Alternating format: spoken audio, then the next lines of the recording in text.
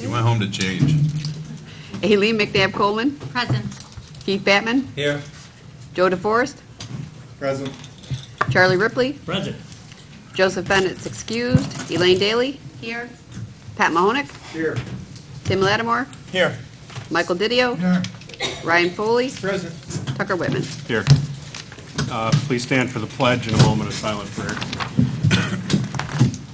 I pledge allegiance to the flag of the United States of America and to the republic for which it stands, one nation, under God, indivisible, with liberty and justice for all.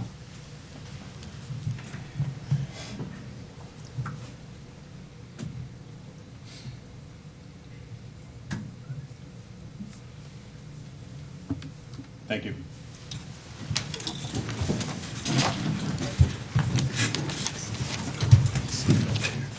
Our sincere condolences to the family and friends of Robin Blair, niece of legislator Timothy Lattimore, and Irene Pinkney, mother of legislator Paul Pinkney.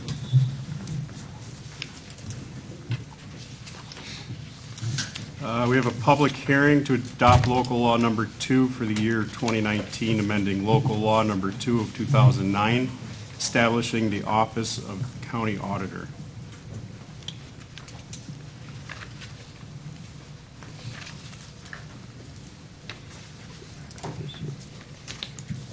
Presentation? Proclamations. Encero. Yeah. The people from Encero and Company financial statements, could you come up?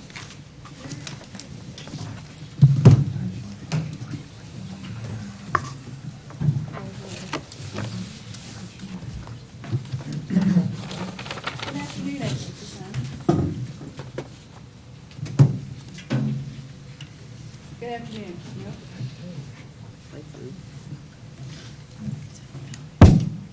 Sounds like it. Hello? Is it on now? No. No. I don't know if everybody can hear me without it. Want to put you on record.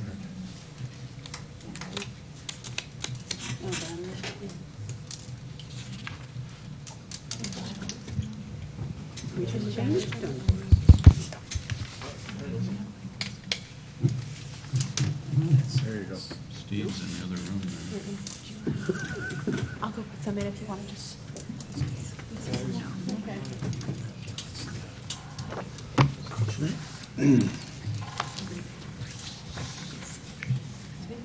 You want me to wait, right? You can go ahead and Oh, start. okay. Okay, great. Well, thank you for having us. Again, we're here giving the presentation of the audit. It's a very good audit. I know you've got a copy of it ahead of time. I don't know if you've had a chance to look at it.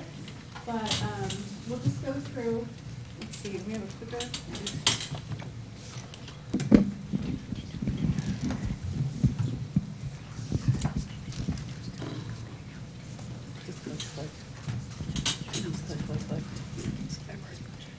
Here? Okay, great. So, as a result of the audit, we issue several reports. The first one is our opinion on the financial statements, and we've given you an unmodified opinion, which means that we believe that they're fairly stated in all material respects in accordance with generally accepted accounting principles. In our report, we have a report on internal control and compliance in accordance with government auditing standards. And that report is referring to the fact that we, under government auditing standards, have to consider things like your compliance with laws and regulations, grants and contracts, and that sort of thing. So we had no comments or no issues of concern with that. And then we also do the federal compliance audit under uniform guidance, and we have a report on that. Now, with that one, we audited a lot of the DSS programs. We audited about 6 of them. We had no findings, so very good report. Okay. Keep going. So you can see, you spent $22 million of federal money, so that supplemented your activities at the county. In the packet that you received, there's a communication letter. In that communication letter, there were no comments of concern. We did adopt a new accounting pronouncement that changed the way you report OPEB. So if you do look at the government-wide statements, you'll see that the liability for that is a lot bigger, and that's because you can no longer amortize it over a 30-year period. You have to show the whole liability at once in the financial statements. Now, ancillary to the audit, we every year do some department testing. So this year we looked at the health department and we looked at their cash handling procedures, and we had no findings, even in cases where there was some separation of duties issues because of the small size of the staff. There were compensating controls in place, so we were really happy to see that. And then also, if you want to keep going, I don't know if there's another one. Well, we also followed up. We did have an audit last year of the highway department, particularly with the payroll, and we followed up on that, and there were no issues there either. So the issues that we had in the prior year were resolved. Okay, I'll turn it over to Evan to go through some of the numbers very quickly. Hello. So this year, the county had total assets of a little over $48 million, and that was down a little bit from previous year, $50 million. Most of that is in cash and investments and due from state and federal, the DSS programs in particular, receivables at year end. So go to the next slide. Total liabilities and deferred inflows of resources were $18 million, down from $21 million the year before.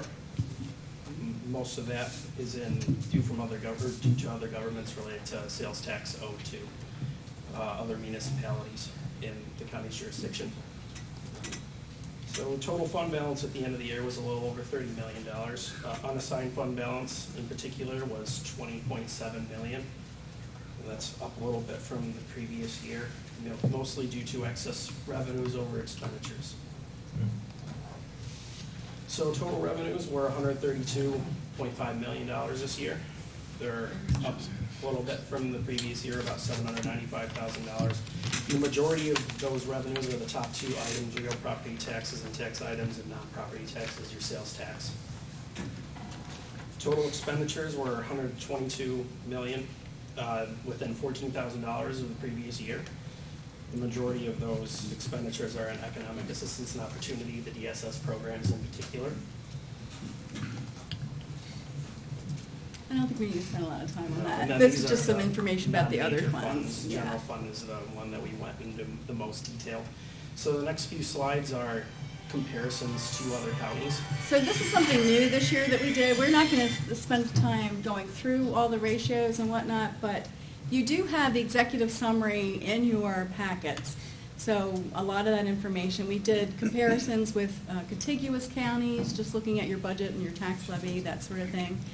And then looked at similar population. What was the other? Tax levy, similar Right, population right. density, similar population. So hopefully that'll be interesting information for you. And with that, I want to thank everybody at the county that worked with us. There were a lot of people that worked with us at different departments.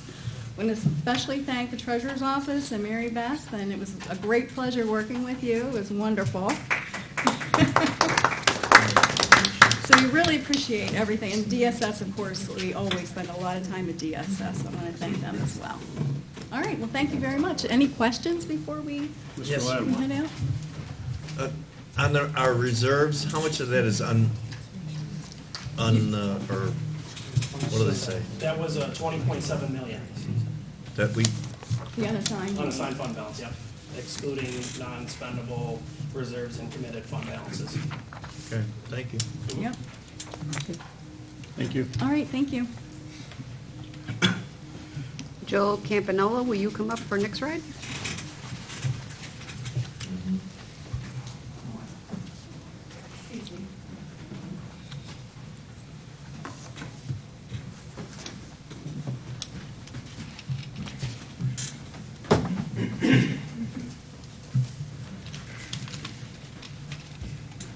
Good evening, ladies and gentlemen. I'm Joel Campanola. I'm the founder of Nick's Ride here in Cayuga County.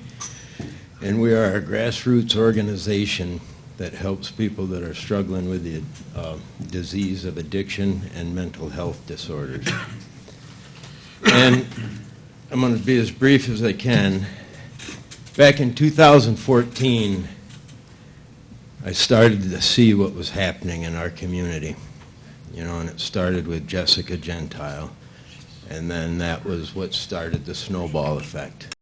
We started losing a lot of our young men and women in this community to the opioid epidemic that wasn't even here in full force yet. And this was in 2014. And I realized that in Cayuga County there wasn't even an HA meeting, Heroin Anonymous.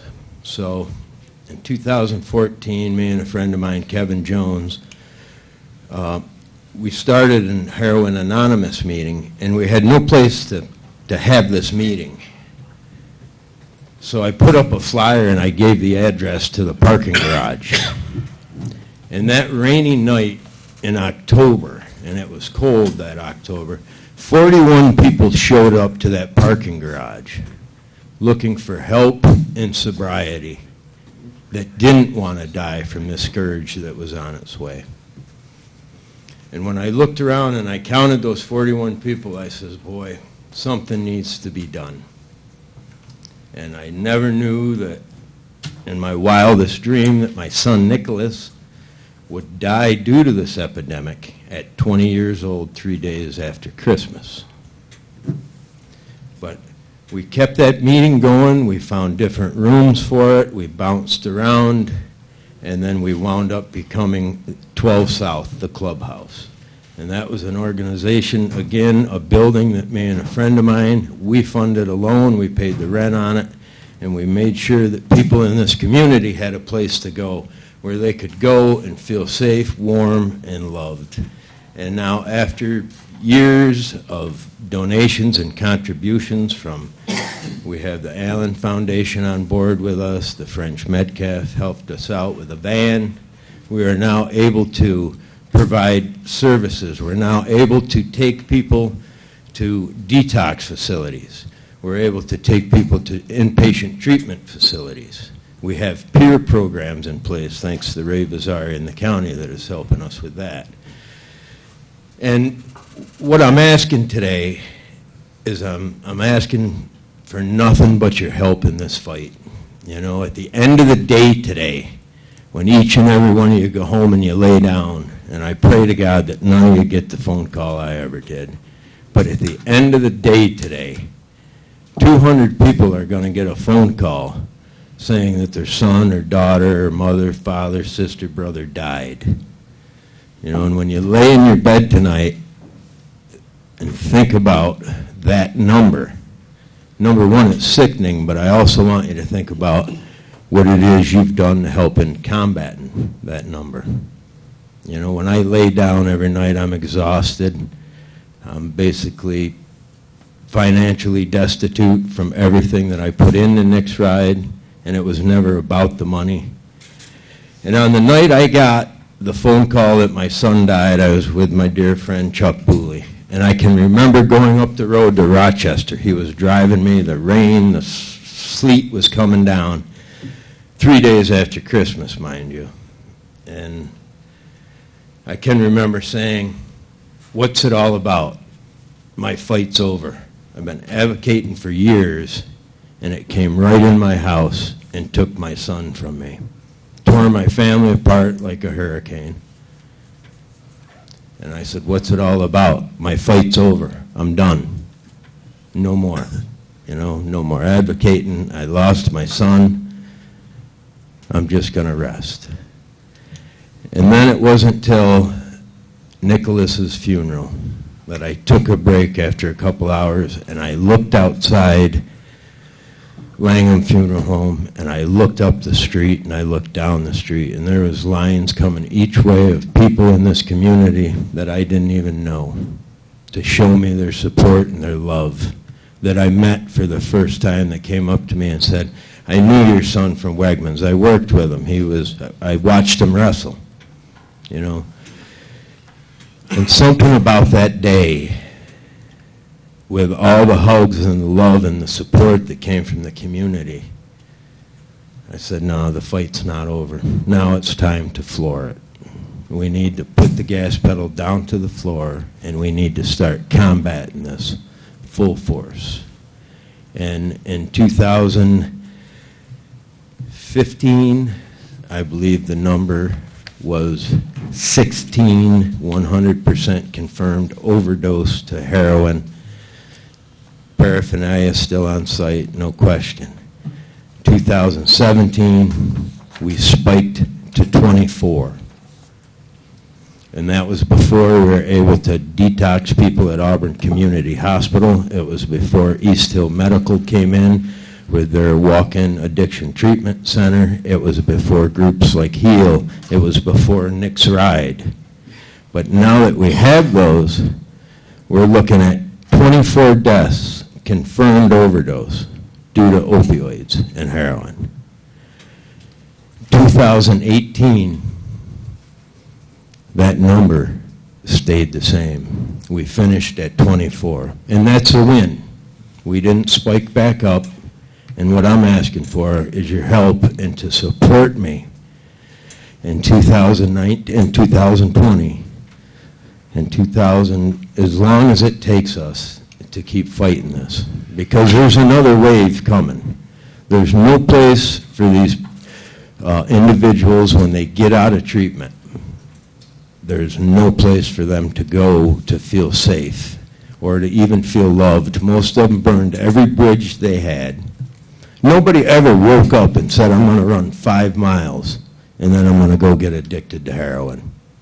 Nobody ever says that.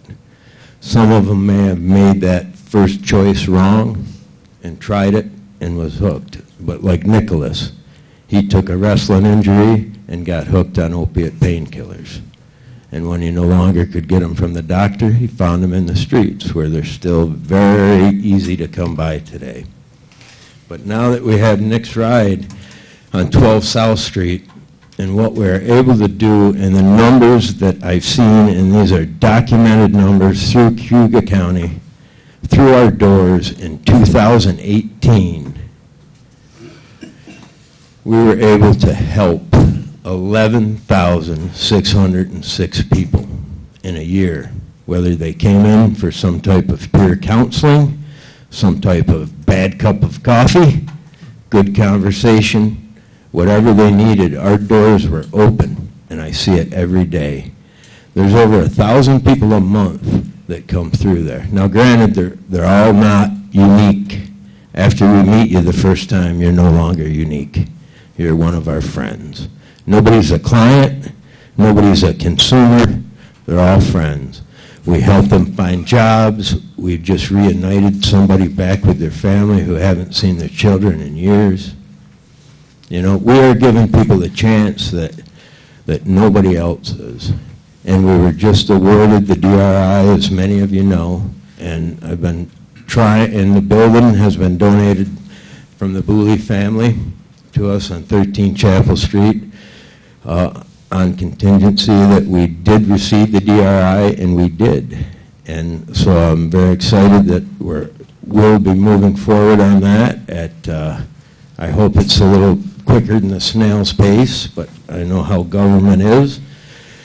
But we are going to start doing some preliminary stuff to get the ball rolling, and all I can ask is, you know, whatever support you can give us, if you can find some room in the budget for next year to help us. I'm not up here trying to walk away with a check today. I'm up here trying to, you know, there's probably nobody in this room right now that hasn't been affected by this, you know, or knows somebody that has, and maybe knows their struggle.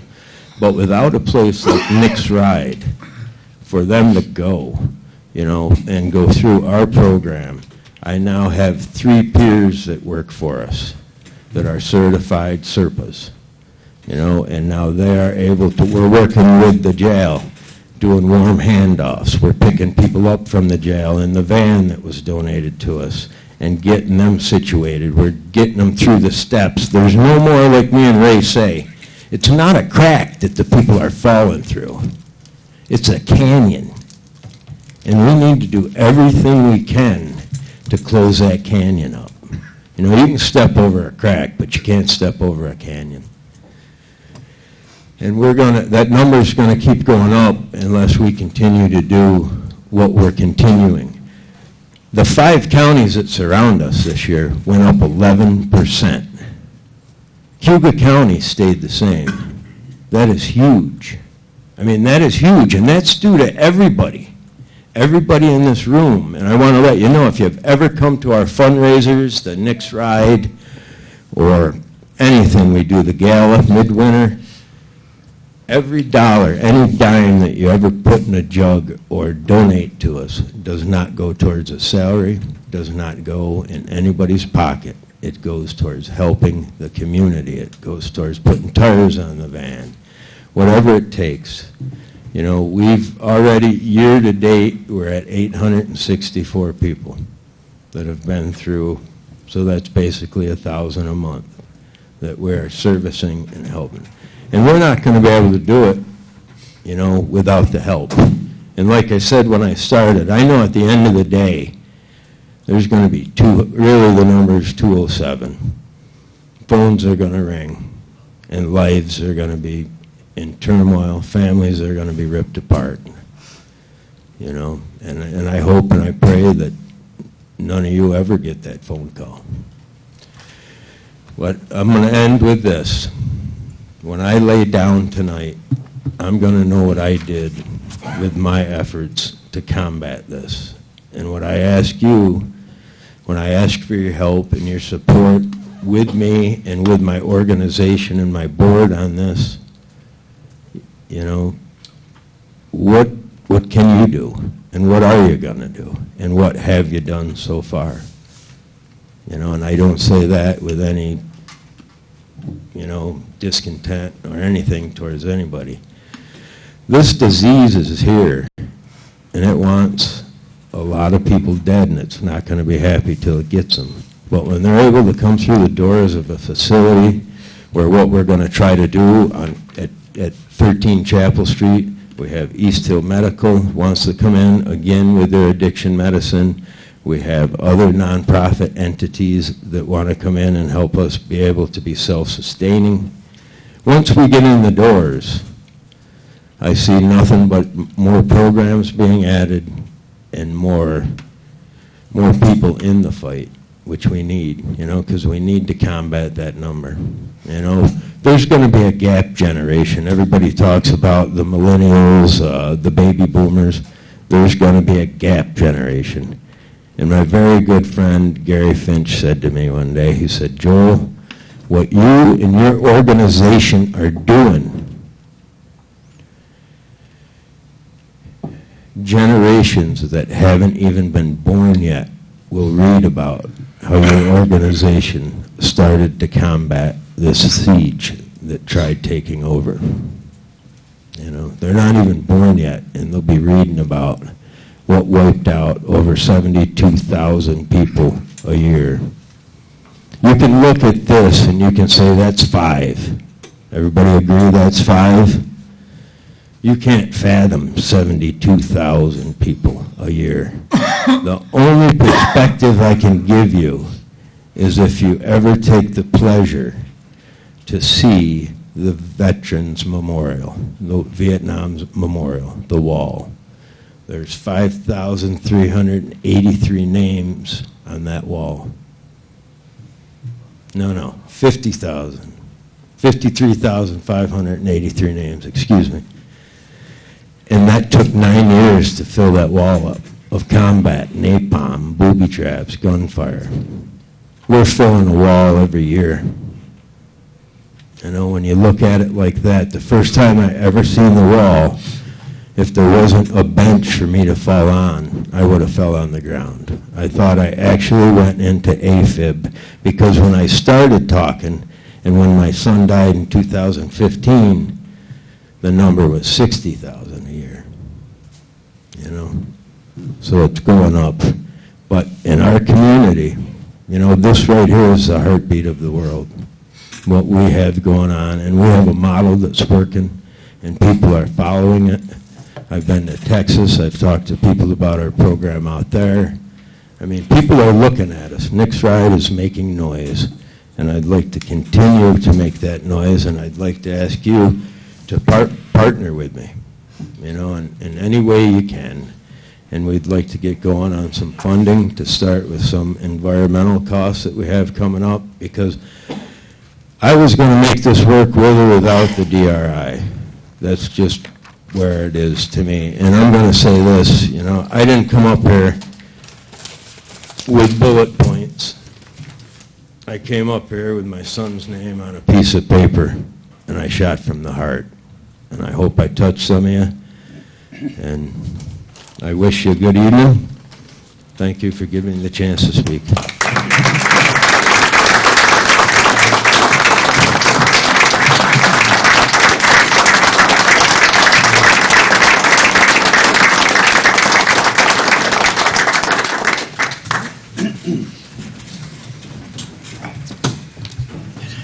Before we jump into privilege of the floor, is there anyone that would like to speak to the local law?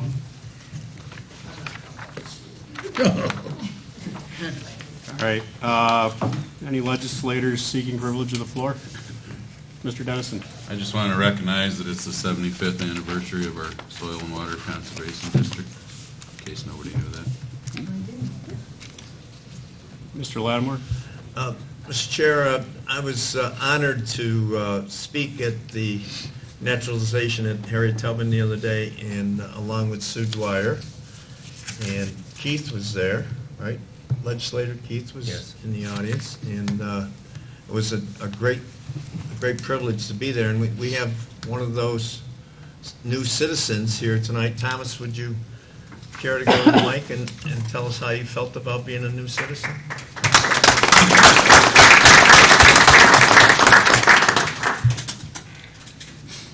I would like to thank Cayuga County community for organizing that beautiful ceremony in Harriet Tubman complex, in which I was naturalized along with about 20 other people who got American citizenship. And about myself, I can say that I moved in America with 2 kids and my wife about 20 years ago.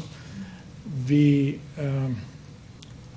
all got doctoral degrees, my kids, who are now big ones. My wife and I, myself, I had degree in power engineering, and now I am professor at Syracuse University. And I will do my best to return everything what America did for me. Thank you.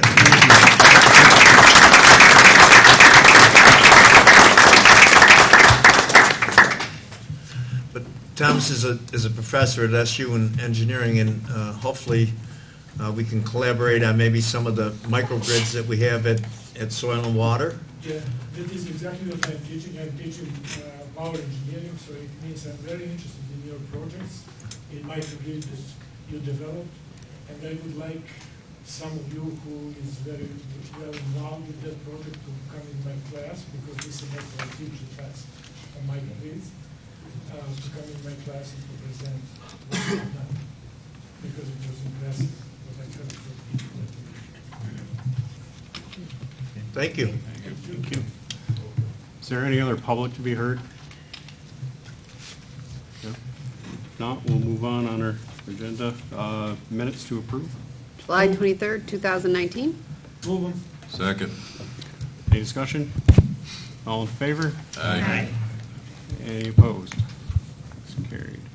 Do we need to take any action on the emergency resolution? No, it's already been passed. Do you want me to read it, or the title? If you'd like to. Okay. Passed an emergency resolution 265-19, 827-19. Emergency resolution authorizing the chairman of the county legislature to appoint Carl Motel as temporary deputy director of public works. Appointments and reappointments. Move them. Second. Any discussion on them? All in favor? Aye. Any opposed? It's carried. Communications and announcements. Mr. Move Foley? we waive the reading of the communications. and Second. documents. We should vote on that, do we? We don't usually vote on that, do we? No, usually just waive them. All right, they're waived. Dr. Durant, though. Dr. Duran is not with us this evening. I'm going to defer to Mr. Mahunik. Thank you, Mr. Chairman. I did speak to Dr. Durant this afternoon on my way here. He just wanted to point out that the reason he's not here is tomorrow is the first day of classes, and as you can imagine, at 2 campuses, well, basically all over the city. He's pretty active tonight and very busy, but he did want to confirm that the projected enrollment target is on target, and he looks forward to giving a full report at the next meeting. Thank you. Committee reports and individual legislators' reports. Mr. Batman. Just have a couple of quick things. One is that it was my honor to attend the 100th anniversary of the Aurora Fire Department this past weekend, which is a long time, even for someone as elderly as I. And they've been around a long time, a proud history. It was a great event. The other thing I wanted to point out, because I think it's good for us to remember, I did attend the naturalization ceremony at the Harriet Tubman park, and it was a great ceremony. And sitting there, one of the things I was reminded of, Harriet Tubman came to Auburn in 1859. And in 1859, under the Fugitive Slave Act, she was an illegal. She was here illegally as what we sometimes today call illegal immigrant. And I think it's important for us to remember that the fact that Auburn welcomed her, they made all the difference in terms of how that story played out. And we should, I think, always remember that as we make our decisions and as we move forward with all the issues associated, the complex issues associated with immigration in the United States and in Cayuga County. Thank you. Ms. McNabb-Coleman, did you? I just wanted to mention that a few of us attended the emergency management training at BOCES. Mr. DeForest, Legislator Daley, Mr. Foley. I'm trying to think who else was there. Were you there, Charlie? Okay. Yeah. Mr. Ripley. It was a really great training. Actually, it was very, very good, very dynamic speaker, Bill Correa from the state. But it did illustrate our need to shore up our emergency management office as well as the services we're delivering here at the county. So the intention was to make us a little nervous. It definitely delivered. So I do have that question. I wanted to know about an update for EMO and where we were with the search process / hiring. I would defer to Mr. Petrus since he's on that committee. Thank you, Mr. Chairman. I'd also like to add that I was too at that. Oh, I'm so training. sorry. So we've started the process of narrowing down the candidates. We're looking forward to whittling down the potential candidates to ones that we can interview, and we should be moving forward within the next couple of weeks, wouldn't you say, with actual interviews? We'll be narrowing it down over the next 2 weeks because it's part of the steering committee panel group to go through all of the applications one by one, and there's 21 individuals. So for complete transparency, to make sure that everybody on the steering committee gets a chance to look at all the applications, we'll probably need another week to 2 weeks.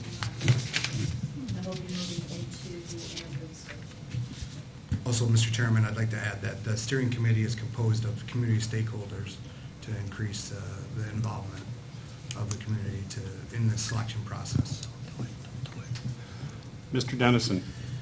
Yeah, we really need to get this going, but I'd also like to make the comment that we talk about having the stakeholders involved. Well, let's make sure we do, which means people who probably have jobs and can't meet at 9 o'clock on a Monday morning.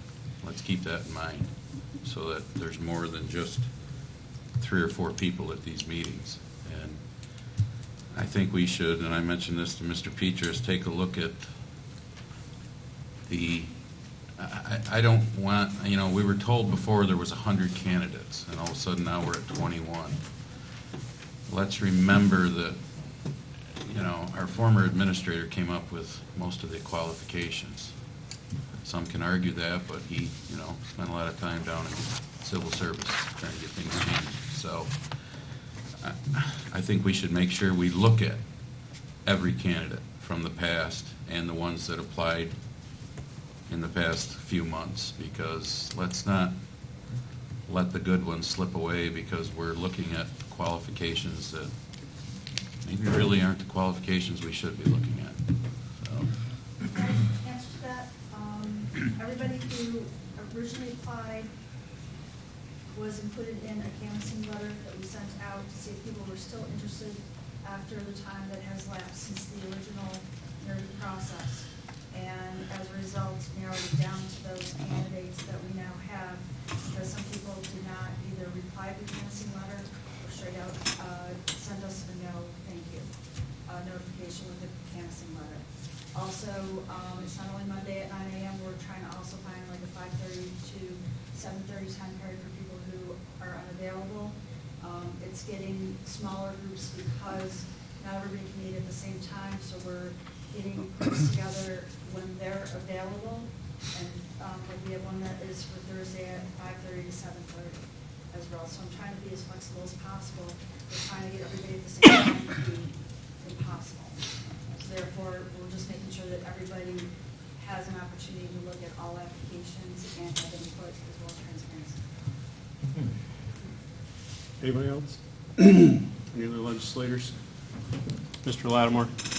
Under shared services, Ms. Daly and I were at the City Council last Thursday, and it was brought up that the city has gotten some DRI money for a new public safety building.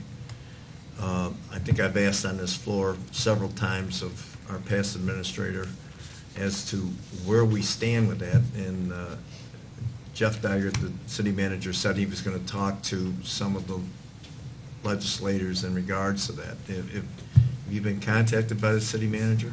I have not. Is that anybody else, Lloyd? Or? No. Right. Mr. Foley? I've been contacted by him just to see if he thought it would be good, now that they've been awarded the grant, this was just recent, to say, should he come talk to the ledge again? When would be a good time? Should he do it at committee? What committee would it be? Stuff like that. I've been meaning to talk with Tucker to maybe get him in here and see when a good time is, or the committee chair, and go from there. So, I mean, I don't know if it would go under planning or judicial, or, you know, that's something for discussion too, but,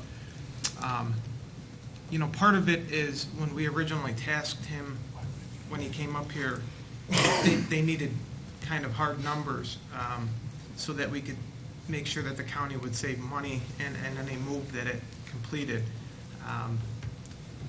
Now that they've been awarded the grant, I think he has better numbers to work with and present to us.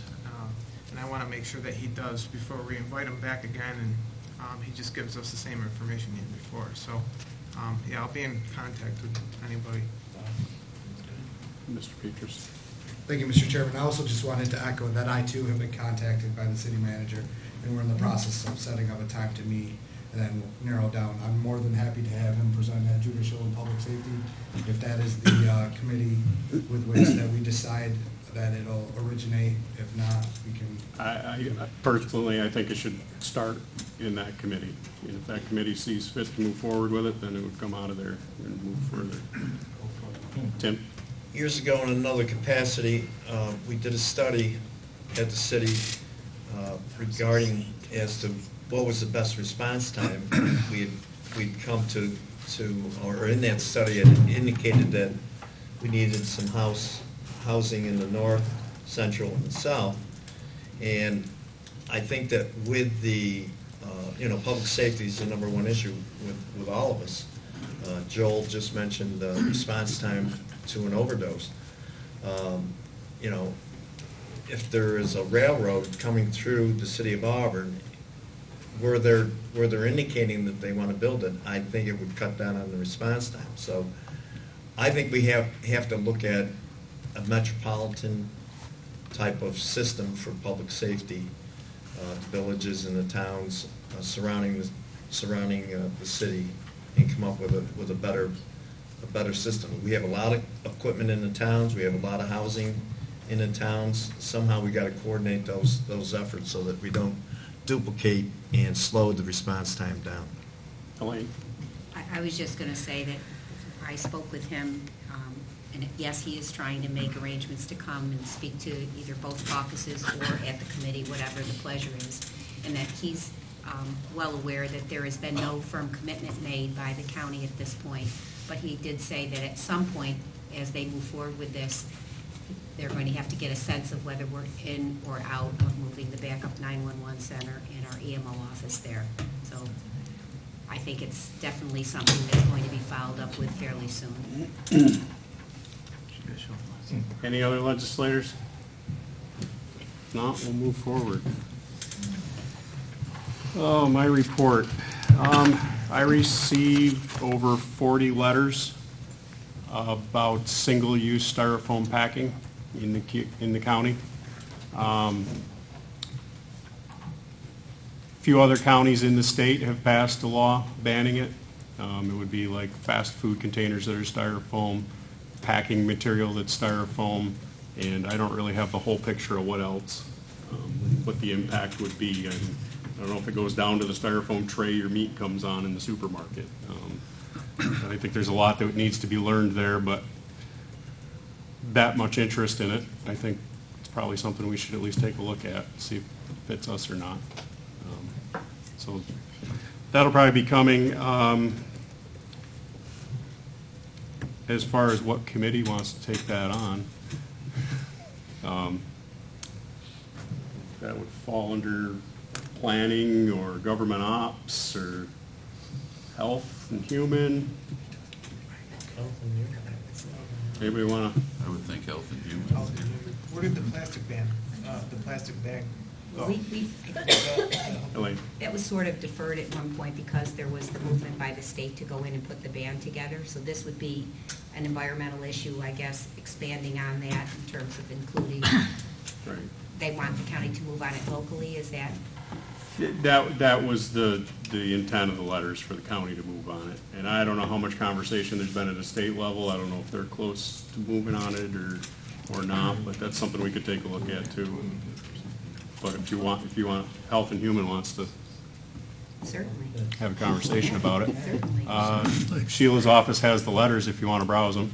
Okay. That budget is in works. I don't think there's really much to report on there. It's been a busy couple of weeks in DPW. There's been some changes and some of it back to the original, I guess.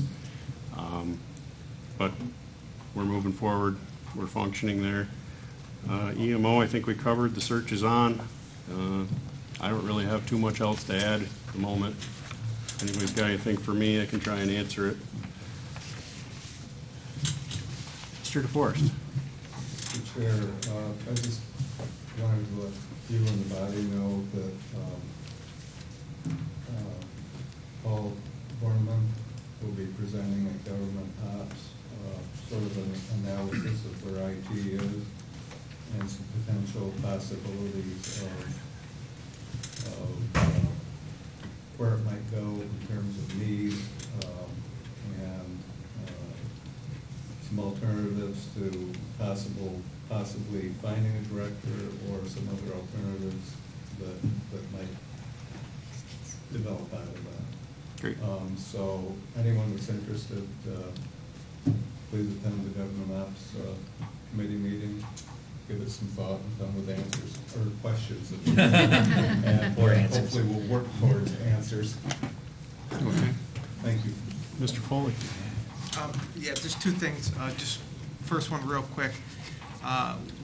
Was it decided that we are going to have Daggert come to judicial next month? The way I understood it was Mr. Petrus was going to meet with him, and then we were going to have him come to judicial. Okay. If he's available. Okay. All right. So there's a plan. That's the tentative plan then, I guess, right?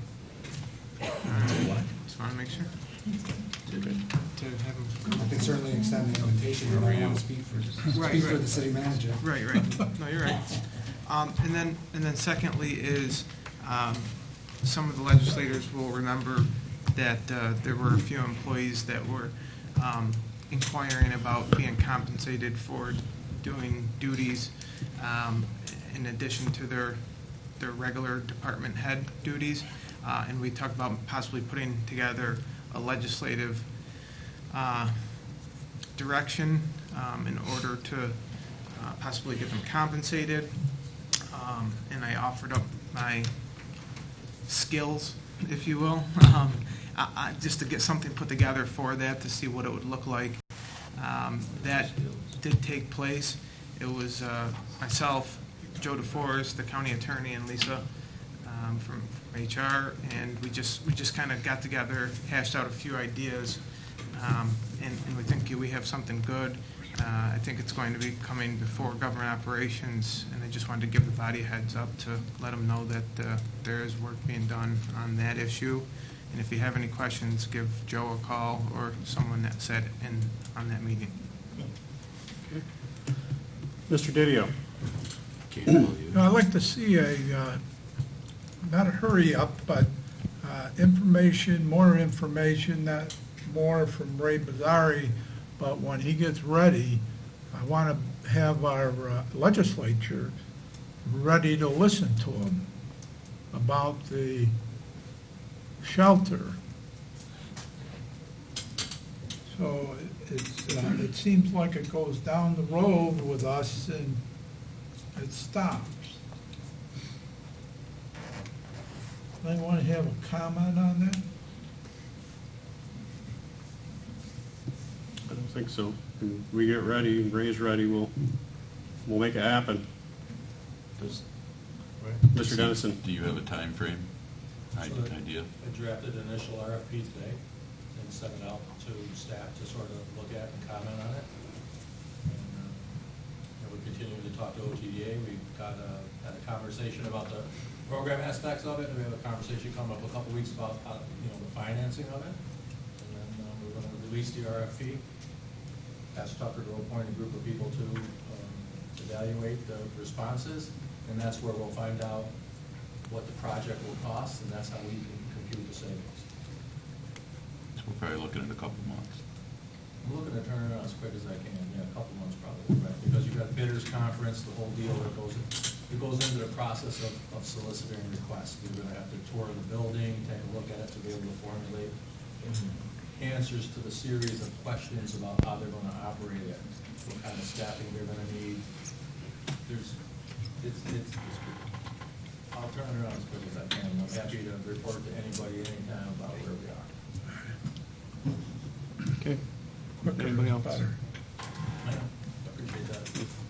I'll add one thing, just a heads up, the September calendar. I'm going to add 3 meetings to that. Want to do September 3rd, September 9th, and September 16th.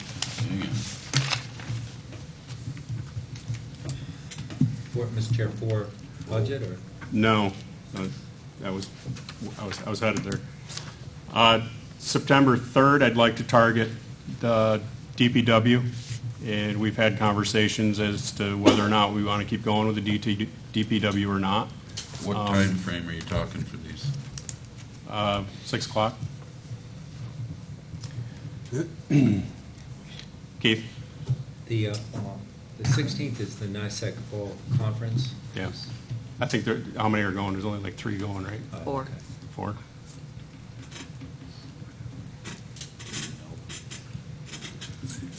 And I assume I can tell you right now, I'm out of town for 2 of the 3 of those, so, I mean, that's no reason not to do it, but just, I'm going to ask to be excused because I'm not even physically here. So Which 2? Well, I'll talk to you later. If everyone. We'll FaceTime you, Keith. We don't want to miss you. Exactly. I'll talk to you about my schedule and what else. So the third, I was looking at targeting DPW. It's a conversation that we've skirted around and we don't seem to be having. We need to have it. The 9th, I'd like to target the administrator's position. Whether or not we're going to keep Lloyd as an interim, long-term. whether or not we want a position or whether we're going to go with something else. We've been talking about this for quite a while now, and we've made no progress. So if we dedicate a meeting to it, maybe we'll get somewhere. 16th, capital plan. We've been talking about that for 3 years. And if none of these go anywhere, at least we can say we talked about it and it's dead. If they go somewhere, we can take action on it. There'll be meetings. So give it some thought ahead of time, I guess.